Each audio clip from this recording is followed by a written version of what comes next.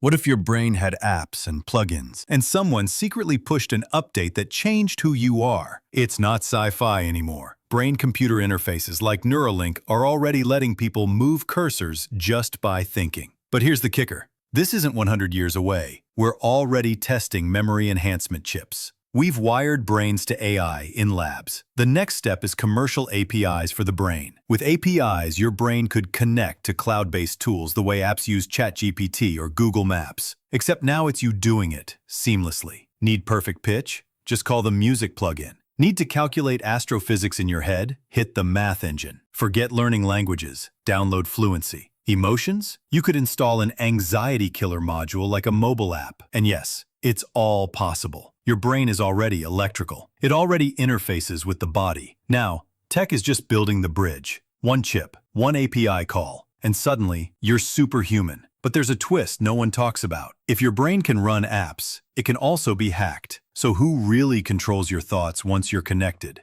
The same API that lets you download skills could upload ads directly into your mind. Imagine craving soda not because you saw a commercial, but because someone coded it into your preferences. Governments could stream ideology. Companies could rent cognitive space. You could literally have thoughts that aren't yours. You might think, well, I'll just choose which APIs I install. But here's the catch. Once your decision-making is API enhanced, how do you know it's your choice anymore? And privacy? Gone. Everything you feel, think, remember, logged, analyzed, monetized. It could create a new social class, the neuro elite. People with premium brain upgrades would outpace average humans in memory, strategy, focus, even empathy. Imagine job interviews where your competition has a memory plugin, a negotiation AI, and perfect emotional regulation, and you don't. Imagine waking up and instead of Googling something, you already know it. There's no need to open a translation app. Your brain picks up the language on its own. You step into a presentation without rehearsal. Your memory is enhanced on demand.